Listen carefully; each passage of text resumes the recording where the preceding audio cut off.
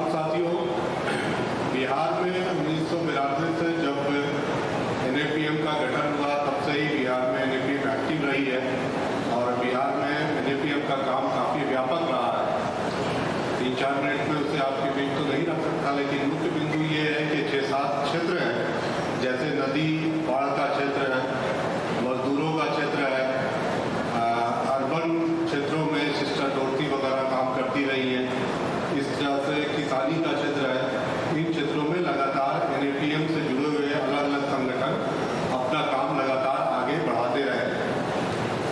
NAPM का जो राष्ट्रीय अधिवेशन हुआ था 2016 में,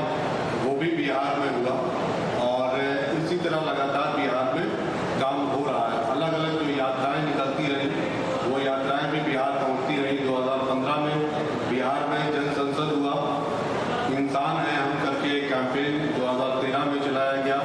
लोक शक्ति अभियान 2012 में, बिहार जन संसद 2014 में हुआ।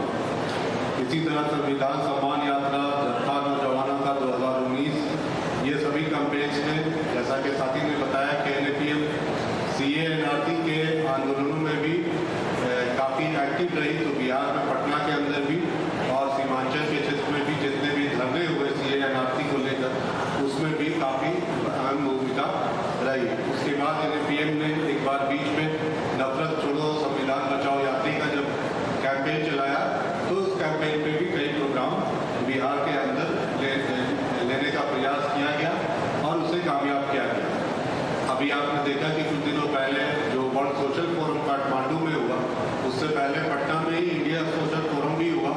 जिसको आयोजन करने में NAPM की एक महत्वपूर्ण भूमिका रही थी।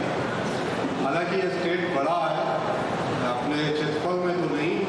But in sense of population 12-13 crore की पॉपुलेशन है। तो हमारे यहाँ एक सामाजिक न्याय का और आर्थिक न्याय का भी मुस्तकिल चूंकि आंदोलन चलता रहा है आज़ादी से पहले,